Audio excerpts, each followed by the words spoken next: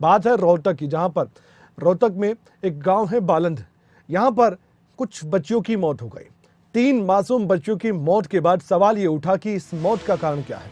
मौत के कारणों का खुलासा अभी तक भी नहीं हो पाया। हैरानी की बात है, पोस्टमार्टम करने वाले डॉक्टर्स भी एक नतीजे तक पहुंच नहीं पाए। एक बच्ची के होठों पर केमिकल के मार्क्स मिले हैं, जैसा लग रहा है कि केमिकल हो कोई। बालंद गांव में 3 मासूम बच्चियों की मौत के कारणों का खुलासा अभी तक पूरी तरह से नहीं हुआ है। पोस्टमार्टम रिपोर्ट में भी ये खुलासा नहीं हो पाया, लेकिन पोस्टमार्टम में कई ऐसी चीजें जरूर मिली हैं जो एक नतीजे तक पहुंचा सकती है।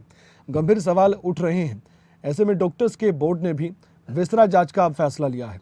अब विस्तृत जांच से ही ये साफ हो पाएगा कि उनकी मौत, बच्चियों की मौत फूड पॉइजनिंग के कारण हुई थी या फिर साजिश के तहत उन बच्चियों को मारा गया, जहर दिया गया। ये सवाल है। हालांकि कुछ भी कहना भी जल्दबाजी होगा, पर प्रश्न तो मन में उठते हैं कि बच्चियों की मौत हुई तो हुई कैसे, और जो होठों पर एक केमिकल मिलने की बात सामने आ रही है उसके मायने क्या, ये समझने का प्रयास करेंगे। हमारे ब्यूरो हमारे साथ फोन लाइन पर जुड़ चुके हैं, उनसे सबसे पहले हम बातचीत करते हैं। देवेंद्र, ये मामला थोड़ा सा आप समझाएंगे हमारे दर्शकों को। 3 बच्चियों की मौत हो जाती है, पोस्टमार्टम रिपोर्ट का आप भी इंतजार कर रहे थे, हम भी कर रहे थे, परिवार वाले कुछ बोलने को तैयार नहीं थे।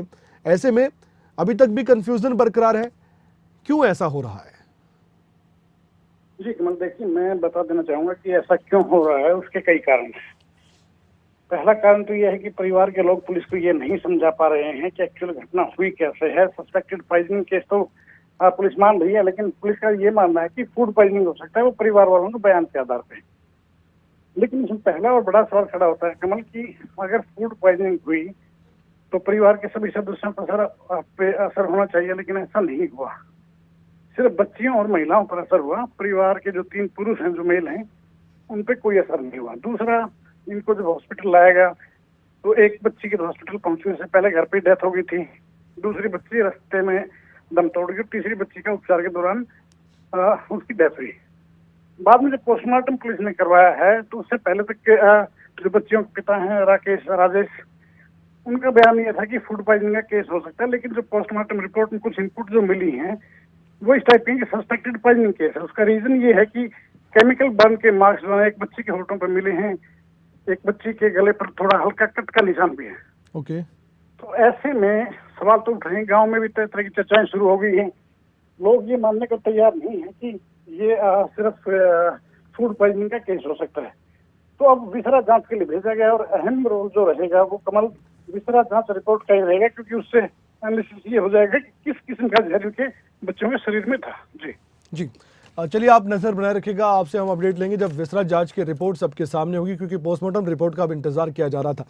एक प्रतिक्रिया आपको सुनवा देते हैं इस खबर को लेकर। आप सुनिए क्या कुछ कहा गया पोस्टमार्टम रिपोर्ट आने के बाद। सुनिए। 2 बच्चियों के शरीर पर जो भी माइनर इंजरीज थी उसको नोट कर लिया गया, और बाकी तीनों के हिस्टोपैथ और केमिकल के लिए विसरा को भेज दिया गया मृत्यु के कारण को जानने।